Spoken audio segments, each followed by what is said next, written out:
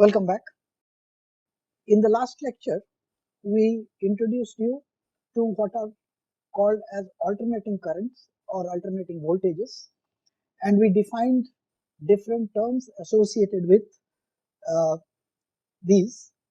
So, alternating current,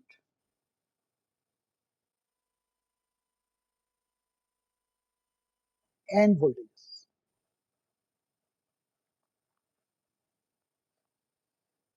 We considered first a simple circuit consisting of a resistance and a source of EMF, which is time varying.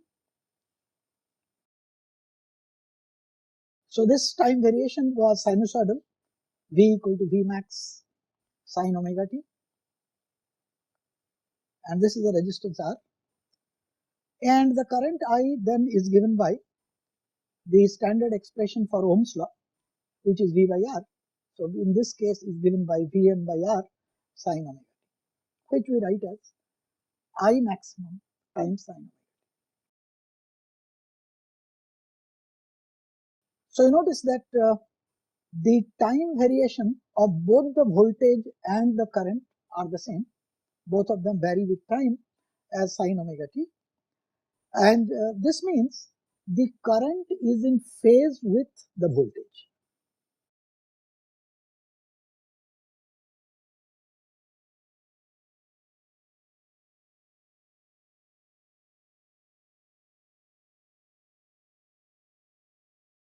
We had introduced a phasor diagram corresponding to a purely resistive circuit, and what we showed there was the following.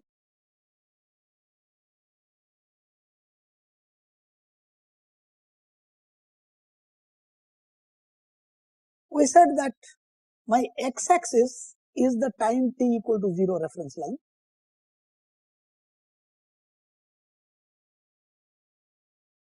and my both current phasor and the voltage phasor, they rotate counterclockwise with an angular velocity omega. So at time t equal to t, let's suppose this is my direction in which the voltage phasor is located. So this is a phasor of magnitude, let's call it OA. So OA magnitude was Vm, and therefore if you take the projection along the y-axis of this quantity, this gives you the instantaneous value of the voltage. Now since the current is in phase with the voltage, and I know that the current and voltages are measured in different units, supposing the in whatever units we measure I, that's of course ampere, but in whatever scale we measure I, supposing this is O times B is the magnitude of the current amplitude, then if you take the projection along the y-axis, this gives you I of t. You notice here that the voltage and the current are in phase, and so therefore the direction of the phasors are identical.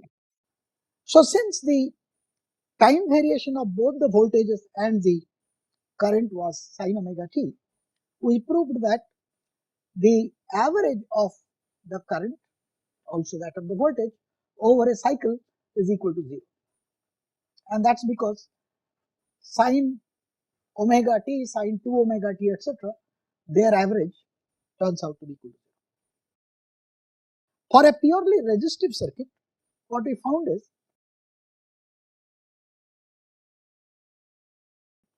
P average is given by Im square R divided by 2,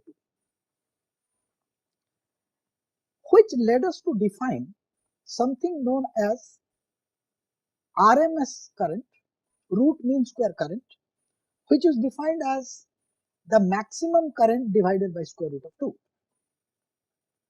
If you do that, the expression for the P average works out to be identical to the expression that we had in case of DC circuits.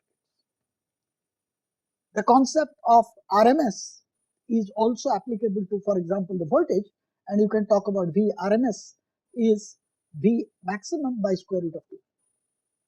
And I also told you that whenever we mention that the household voltage is, let us say, 240 volts, we don't always say it, but what is implied is that these are the root mean square values. So the peak voltage will be obtained by multiplying that with a factor of square root of 2.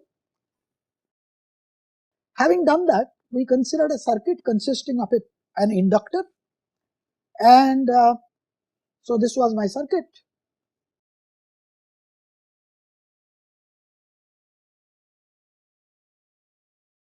Once again, I have an alternating source, so my Vm sin omega t is the V of t, and this is L.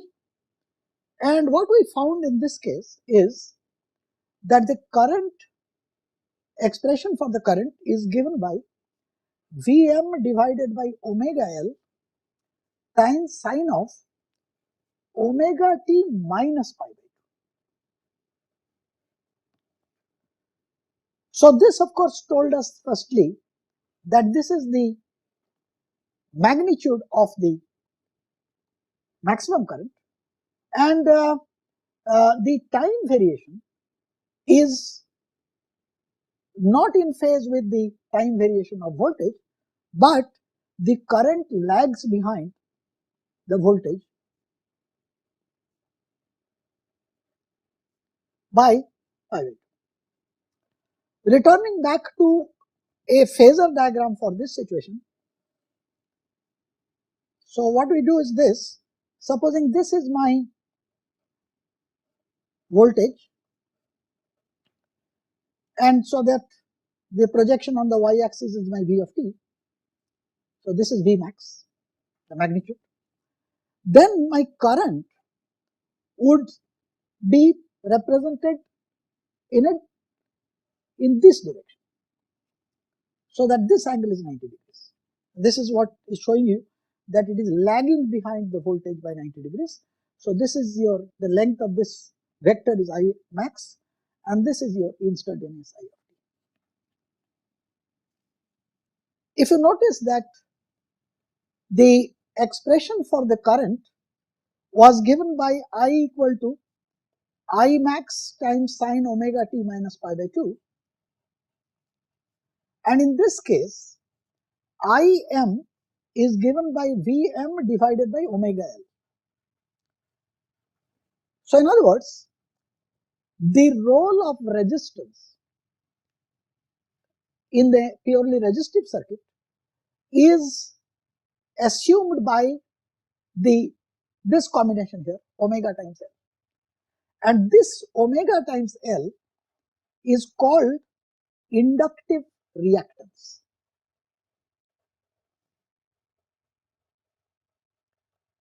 and it is denoted by XL. So let's look at some example. Let me consider a resistive circuit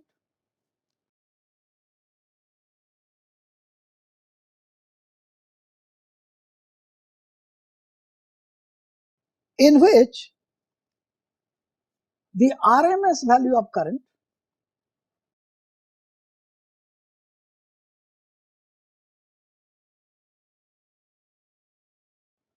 is 5 ampere. We are asking what is the value of the current.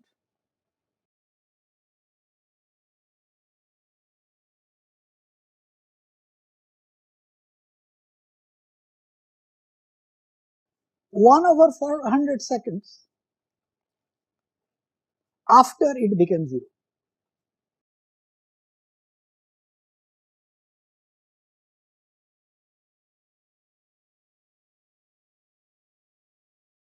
So since I am given the RMS value is 5 ampere, I can get the maximum value of current, which I call as Im, by simply multiplying with square root of 2. So 5 square root of 2 ampere is the maximum value of the current. Therefore, my I at time t is given by Im sine omega t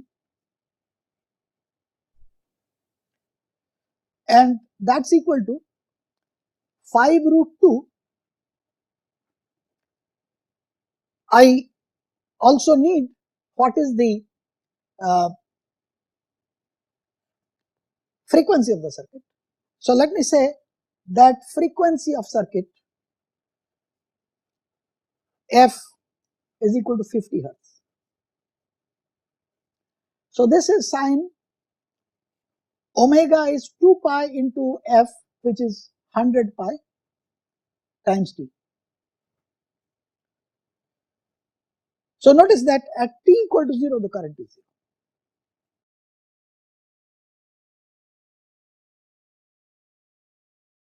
And at t equal to 1 over 400 seconds, I get I equal to 5 root 2 into sine 100 pi multiplied by 1 over 400. That gives me sine of pi by 4, which is 1 over square root of 2. So this is simply equal to 5 amperes. Let me continue with an example, this time with an inductive circuit.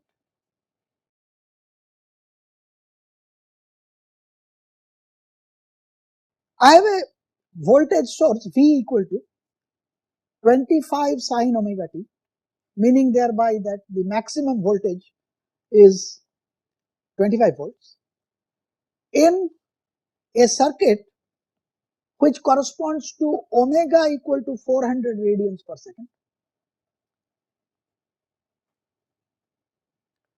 This is approximately the type of radian frequency that you would get for a supply which is slightly more than 60 hertz, because corresponding to 60 hertz, omega turns out to be about 377 radians per second. But this we are taking simply just because it helps easy calculation. So this in a 10 Henry, it's a rather large value I have taken, but again for simplicity, 10 Henry inductor. So let's find various things connected with it. That at the instant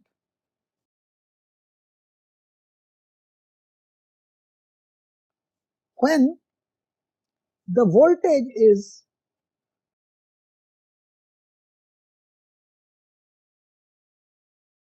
minus 12.5 volts and its magnitude is increasing,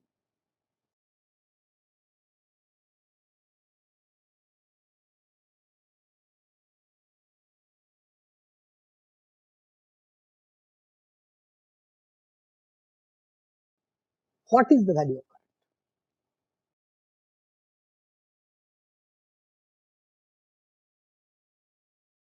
This example will sort of help you understand various terminologies that I have been using. So first is the maximum value of the voltage Vm is 25 volts. From the given data, I can also find out what is inductive reactance. So XL, which is equal to omega times L, omega is 400 and L is given to be 10, so which is 4000. The unit of reactance happens to be just ohms. So maximum current then would be Vm divided by omega L, which is equal to 25 by 4000, and if you calculate it, it is just 6.25 milliamps. Obviously, the current becomes maximum when the voltage is equal to 0. That's because we said that the current lags behind the voltage by 90 degrees. Now let's look at what is the instant when voltage value is minus 12.5 volt and it is increasing in magnitude. Now look at what it means. So what it says is my V of t is minus 12.5 and the general expression for V of t is Vm, which is 25 times sin omega. So that tells me that sin omega t is minus a half, minus 12.5 divided by 25, it's equal to minus half. Now my angle omega t varies from 0 to 2 pi. So I know that the sine function becomes negative in third and the fourth quadrant. So my solution for omega t then happens to be either 7 pi by 6 or 11 pi by 6. That only takes care of the variation of V of t, but let's look at the other condition that is there, that the magnitude is increasing. Let's consider the way the voltage varies with time, and what I'm going to do is to plot the voltage not as a function of time but in terms of omega t, which as you know is measured in radians or degrees, whatever. So this is omega t equal to 0, and let me plot the voltage like this. That's just one cycle I'm showing. Now, so this is 0, this is of course the phase. Remember, I'm doing it in terms of omega t. This is pi, this is 2 pi, corresponding to time t by 2 and the full cycle t. So this maximum here we have said is 25 volts. Now we are looking for the voltage becoming minus 12.5. So roughly I'm looking at half this value. So this will be either a point here or a point there. Now what we want is V of t equal to minus 12.5 volts and its magnitude should be increasing. But if you look at it, minus 12.5, so this is minus 12.5, is here as well as there. Now if you just look up a table and find out where does it actually occur, you will find that this is occurring at omega t equal to 7 pi by 6 and 11 pi by 6. And that's purely because this magnitude is half of the maximum value, and this is just because what we are looking for is minus 12.5, which is just half of the maximum magnitude, and so therefore it is I'm looking essentially for values of angles for which the sine of the angle is minus half, and so these are the two angles. Now out of this I pick up 7 pi by 6 because that is the place where the voltage is increasing in magnitude. This is also satisfies the same value of minus 12.5, but there you notice that the magnitude is actually decreasing. So therefore this value 7 pi by 6 is what I have. So the magnitude is increasing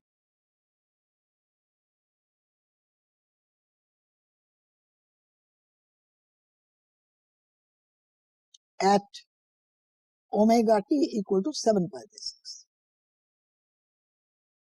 So my current I is then given by maximum amplitude of the current 6.25 times sine of 7 pi by 6 minus pi by 2, that is because of the lag, which is equal to 6.25 sine of 4 pi by 6.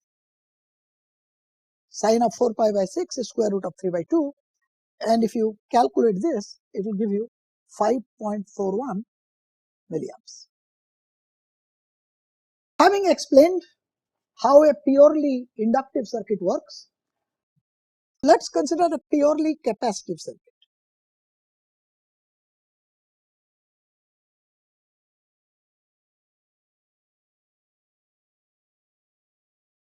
with the same alternating source as before.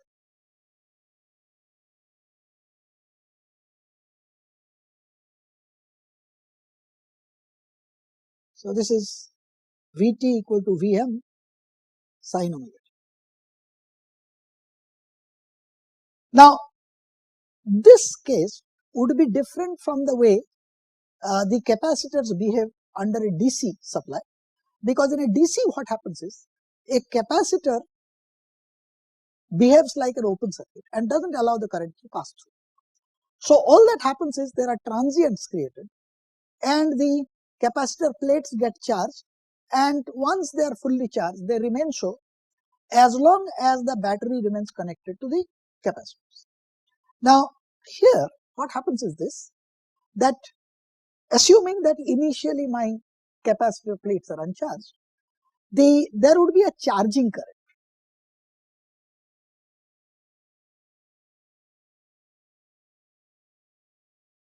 And this charging current would make this capacitor plate, let's say this plate positive, this plate negative. And as the voltage keeps on changing the direction, and so does the current, so I will have alternately charging and discharging. So this thing is given by dq by dt is equal to C dV by dt. So this is my charging current. And this is what is going to flow into the capacitor.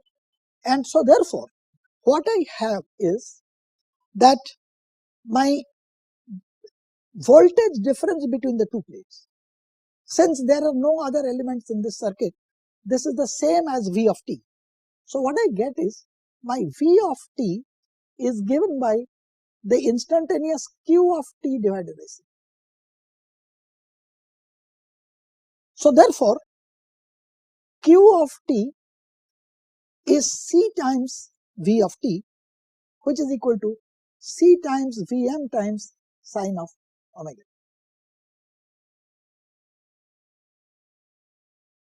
And then my charging current I of t would then be, I need to differentiate this because dq by dt. So it is C Vm omega cos omega t.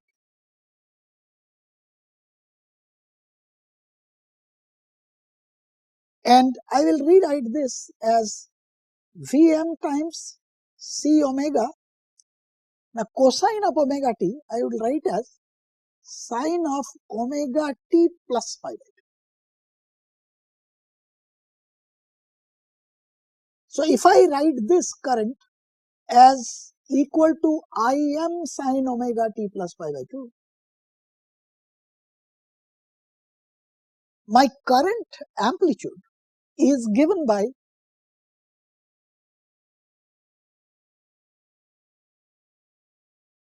Vm times C omega. Therefore, the ratio Vm by Im is 1 over C omega. So notice that the role of resistance in a DC circuit is played by this factor 1 over C omega, and that is usually denoted as Xc, and this Xc is known as capacitive reactance. So let me make a note here that Xc is equal to 1 over omega C is equal to capacitive reactance.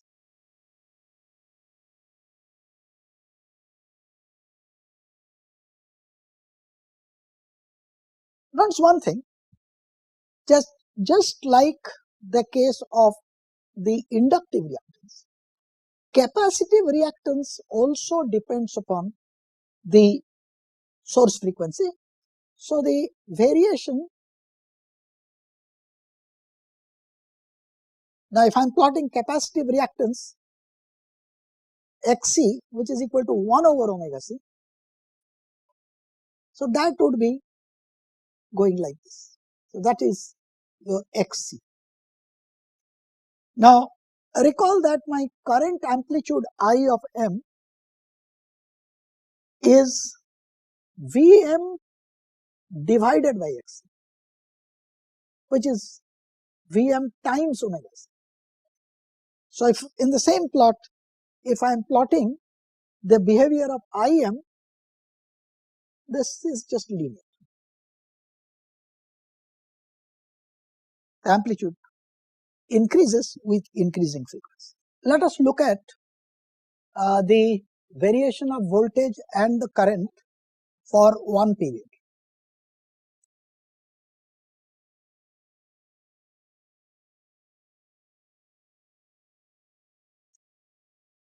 So this is the way the voltage varies, and let me just show quarter of cycles separately. So this is t equal to 0, this is t by 4, this is t by 2, this is 3t by 4, and this is t. So let me show the current in the same diagram.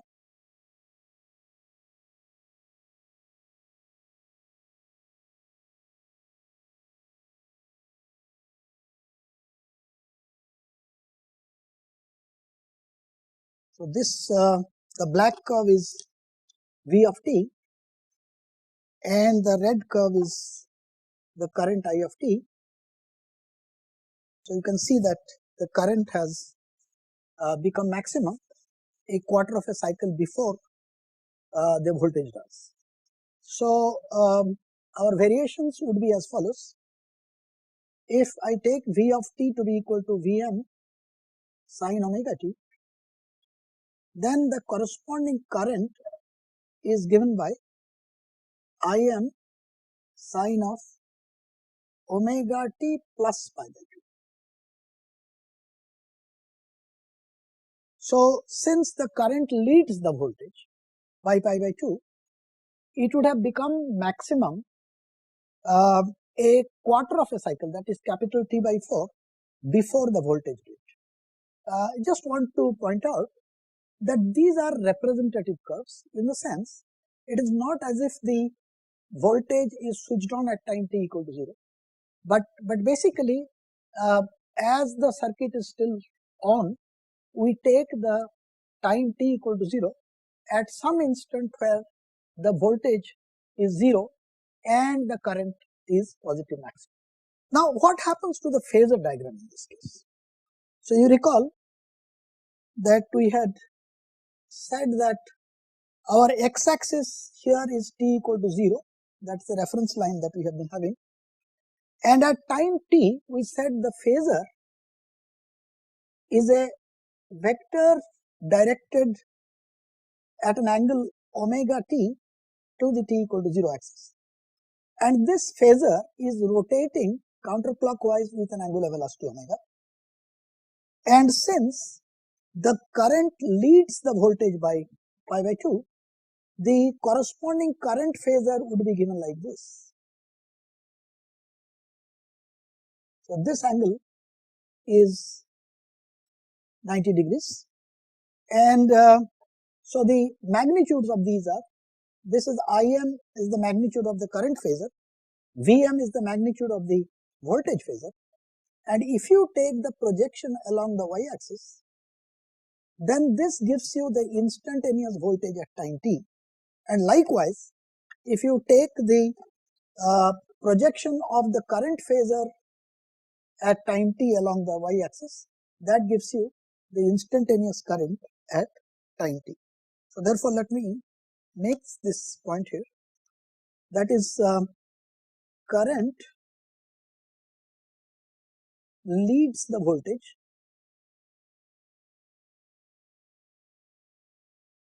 by pi by 2, which is another way of saying that I becomes maximum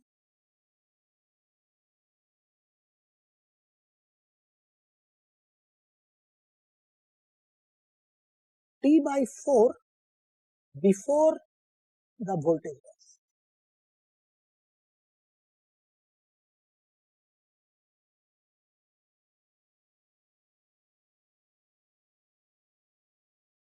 So let us look at the charging and discharging of the circuit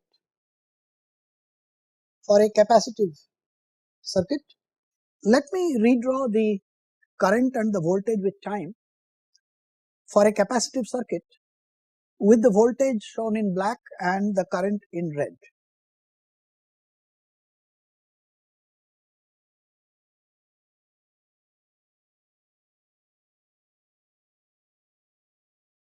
Since my current leads the voltage by pi by 2, that is by a quarter cycle.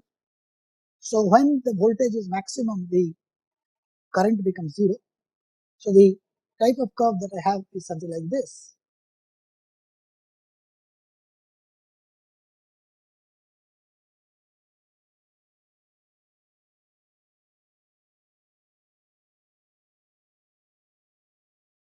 Of course, it will again. Okay, so notice what's happening is this. Supposing this is my time axis and this is time t equal to 0, and this is the t by 4, t by 2, 3t by 4 and t. So look at what happens at t equal to 0. So this is my circuit. Let us suppose at that instant this side is positive and this side is negative. So my voltage is 0 but is increasing, and the current has become maximum, and current also is positive. So I have I greater than 0. So therefore there will be a charging current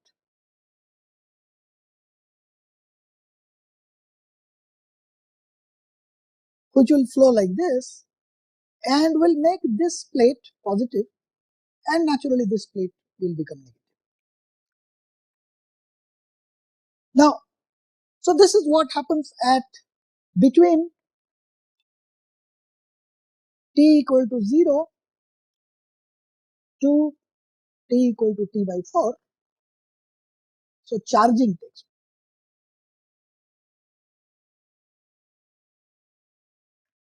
Now at t equal to t by 4,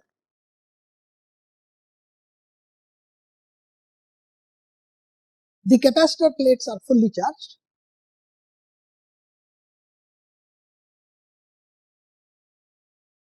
The voltage has become maximum at that time, and for a brief time here it is neither increasing nor decreasing, so that there is no current flowing, as can be also seen by the current diagram. So let me label it. The red one is the current and the black represents the voltage.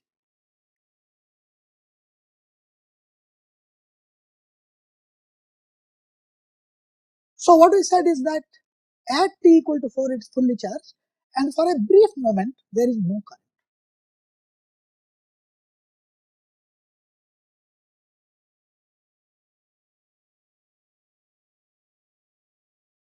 At that instant.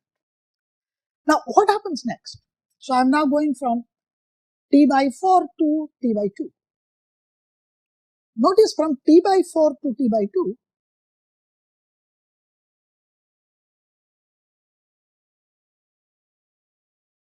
the voltage is decreasing, though is positive.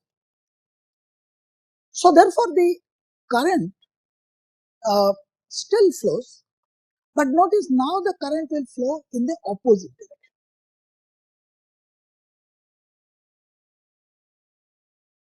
making the right hand side plate less negative than it was, and of course since the positive plate is depleting its charge, it will also become less positive.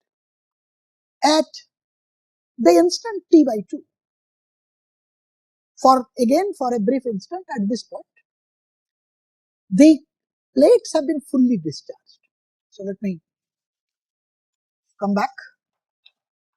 So at t by 2, the plates are fully discharged.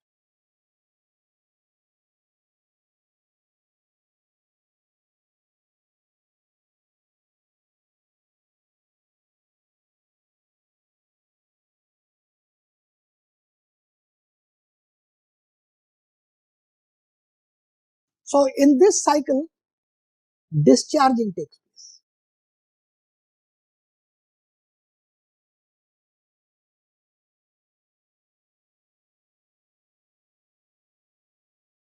So left plate becomes less positive,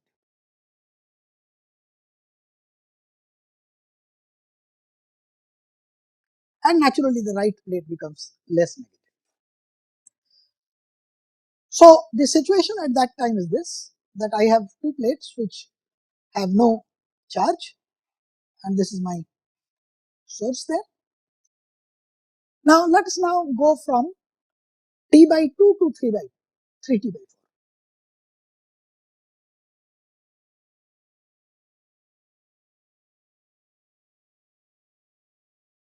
Now notice what is happening in this part of the cycle.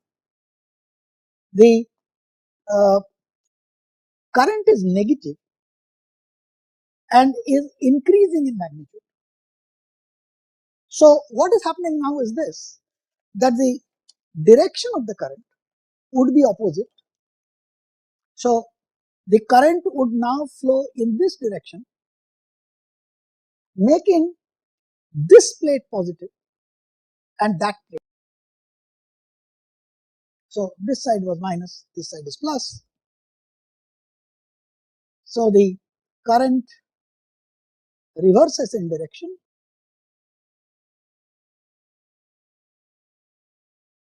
and plates are charged in the opposite direction.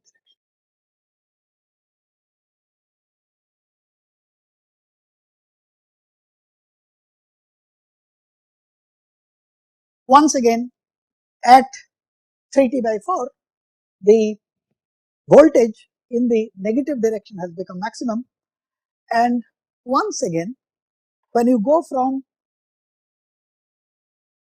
3T by 4 to T, the discharging takes place. So this is charging circuit again. Discharging takes place now.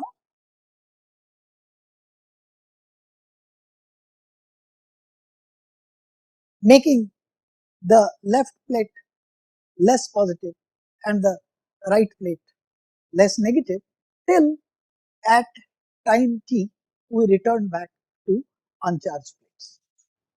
Let me take an example very similar to what we did some time back for the inductive circuit. In fact, we'll take essentially the same example, but with a slightly different set of numbers.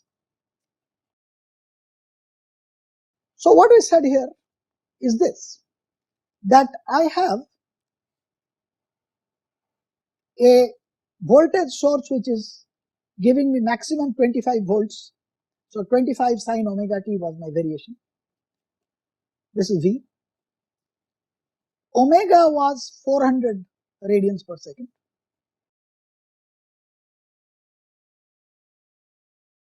And here I have connected it to a 10 microfarad capacitor. In the previous example, I had an inductor connected. So once again, my question is the following, that first of course we'll find out various quantities connected with this circuit, and then we say at the instant when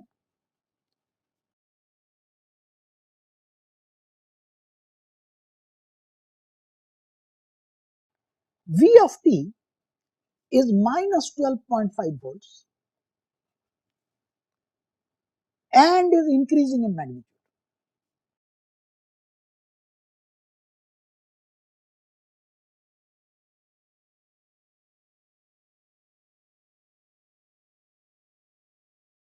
What is the current?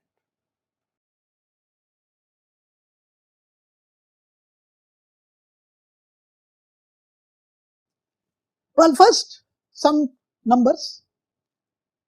My capacitive reactance, which is given by 1 over omega c, is given by 1 over omega is 400, c is 10 microfarad, meaning thereby 10 to the power minus 5 farads. So this works out to 0.25 into 10 to the power 3. So this is 250 ohms. The maximum current in that case would be Vm by Xc, which is 25 divided by 250, and that's equal to 0.1.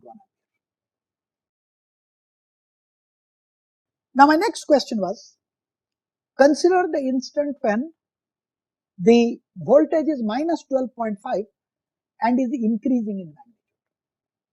In a similar situation, in the previous example connected with an inductor, I had seen that there are two solutions for omega t, but out of that, the solution for which the value is minus 12.5 volt and the magnitude is increasing is given by omega t is equal to 7 pi by 6. So I would point out from previous example.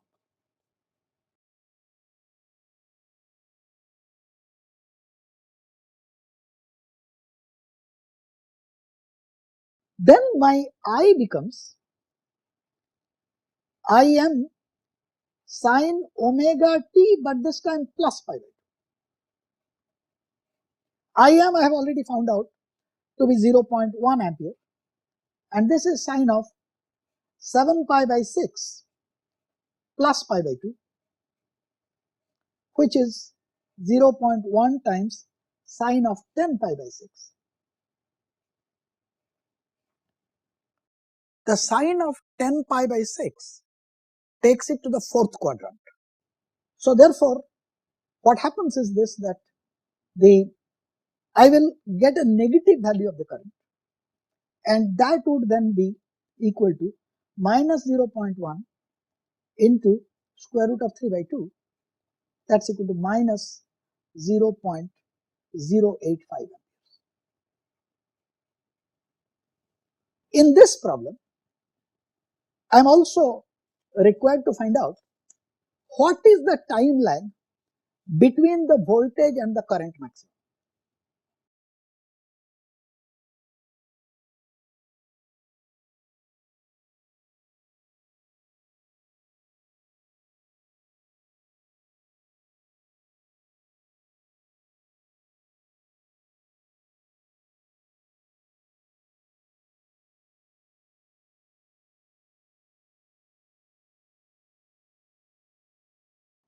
Now we have seen that the current leads the voltage by pi by 2, and so that is a time period of t by 4. So, and in my case what is given is omega equal to 400, but by definition of omega it is 2 pi by t.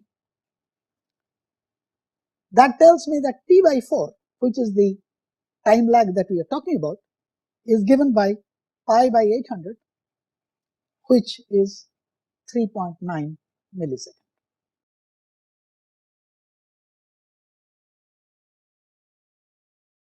Let me continue with another example. We can construct a voltage divider using a capacitor circuit. Remember that we could do that even with resistance. For example, if I had a, let's say, couple of resistances in series, then the voltage drop across the first resistor would be I times R1, and about the second resistor would be I times R2. So that enabled us to divide the voltage. Now this is the same thing that happens here, but let's see how it works. So this is a voltage divider using capacitors. Here also I use two capacitors in series. This, as usual, is Vm sine omega t. Let me take V of t to be equal to 25 sine omega t as before, and omega I will take it to be 400 radians per second. So the voltage division works like this. There is a capacitor here, which is, let's call it C1, equal to, let's say, 10 microfarad. There is another one in series with it, which is C2. Let's take it as 20 microfarad. So what happens here is this, that between this point and that point, there is a voltage V1, and between this point and that point, there is a voltage V2. Now remember that since the capacitors are in series, the charge Q at any instant in them is the same, but the voltage is different. Now in order to do that, what we need to find out is what is the reactance of the first capacitor. This is equal to 1 over omega C1. Omega is 400, C1 is 10 microfarad. So that we have just now worked out in another problem to give me 250 ohms. And XC2, since the capacitance is double, the reactance would half. So omega C2 equal to 125 ohms. Now these, of course, in a series they just add up, so that my net XC for the circuit is 250 plus 125 equal to 375 ohms. So therefore, my maximum current is Vm, which is 25, divided by Xc, which is at 25 by 375, which if you calculate works out to 67 milliamperes. This is amperes, this is 67 milliamperes. So Vc1 is equal to I times Xc1, so which is 0.067, I am writing it in amperes still, into 250, and that works out to 16.67 volts.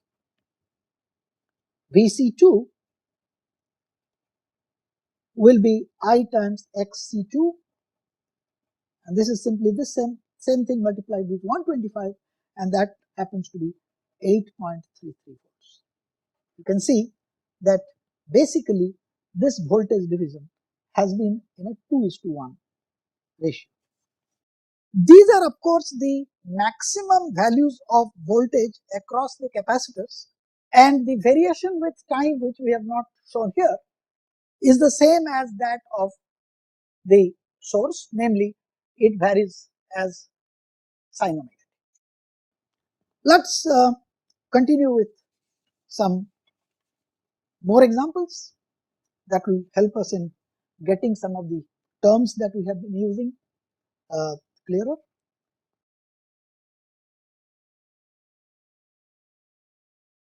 A 5 microfarad capacitor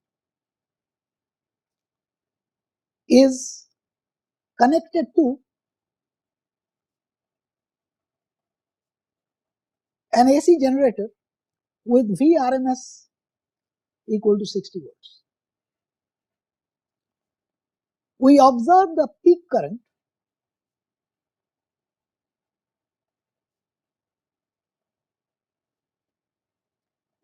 is the same as the maximum current to be 0.42 amperes. We are required to find the frequency of the source.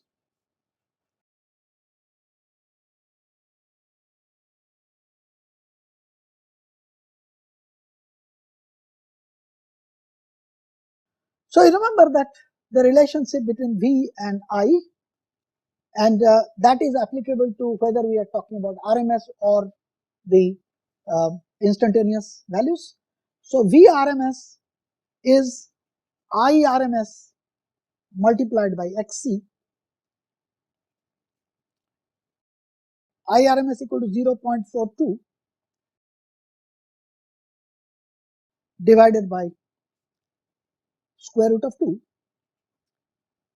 because I have been given that the peak current is 0.42. So RMS value is obtained by dividing it by square root of 2, and that is approximately 0.3 amperes.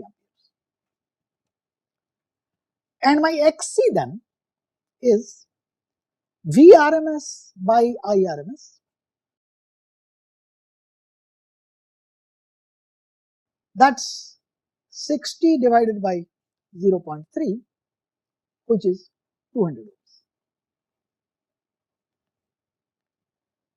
But Xc is also 1 over omega c. That's equal to 200. I have given C to be 5 microfarad. From this, it's trivial to see that omega works out to 1000 radian per second, which corresponds to a frequency f,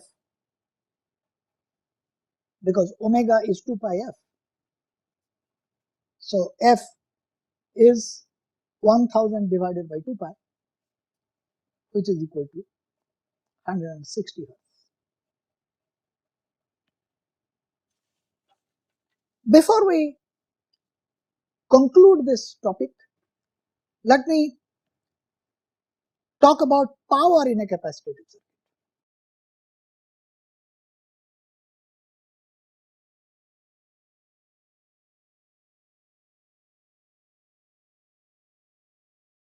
Remember that capacitors can store energy, and they don't dissipate energy but can return that energy that they have stored to other parts of the circuit depending upon what is the condition that's there. So my instantaneous power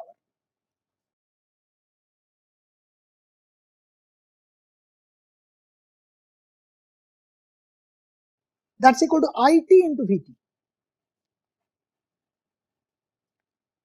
and that's equal to IM VM. I had a sine omega t multiplied by sine of omega t plus pi by 2, which is the same as cos omega t. So that's equal to IM VM by 2 times sine 2 omega.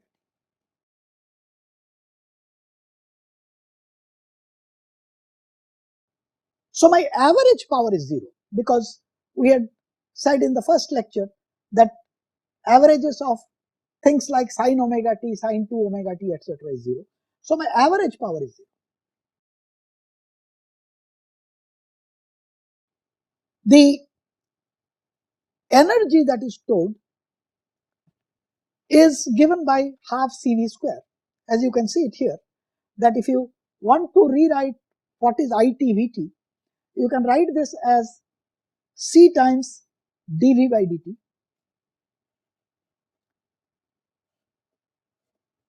That's your dq by dt, which is same as I, times V. These are all the voltages across the capacitor plates. So this can be rewritten as d by dt of half CV square. And this is the amount of energy, which is of course positive. And that is, let's call it W. The W is given by half C Vm square sine square omega. Now let us look at the way the power changes. So let us look at what happens to the power curve in this case. In this graph, I have plotted the voltage V of t in black and the current in blue, and the power P of t, instantaneous power, is given by I of t into V of t. And since I varies as cosine and V varies as sine, what I get here is Im Vm by 2 into sine of 2 omega. So you notice that the period of the power is half the period of either the current or the voltage. And in the first quarter cycle, that is from here to t by 4,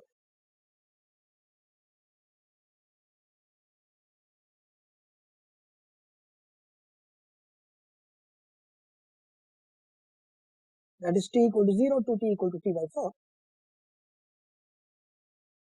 notice both current and voltages are positive, and so this implies that we are talking about omega t equal to 0 to pi by 2. So sine of 2 omega t remains positive. So this is shown by the red curve here. So I is greater than 0, V is greater than 0, and naturally the power P, which is product of I and V, is also greater than 0. Here the energy is absorbed from the source. Power is positive means energy is absorbed.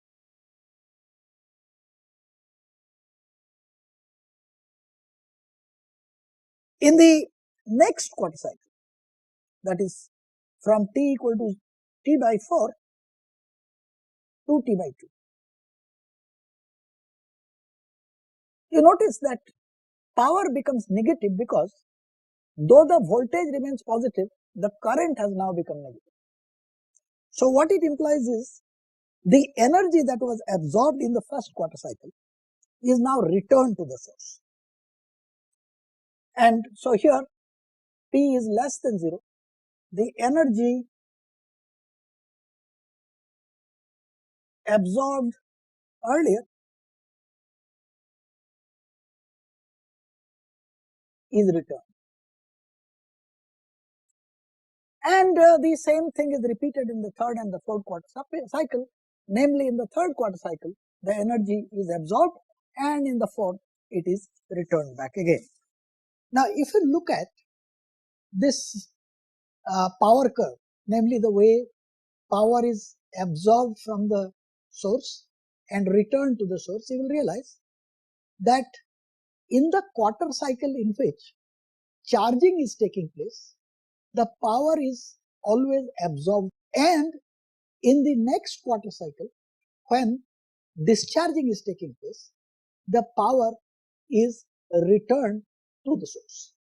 So what we have done in this lecture is to talk about a circuit which consists of a source of an alternating voltage with a capacitive element put in there. We found out that in a purely capacitive circuit, the current leads the voltage by an amount of pi by 2, and we discussed how a purely capacitive circuit can be used for purposes such as being applied as a voltage divider and things like that.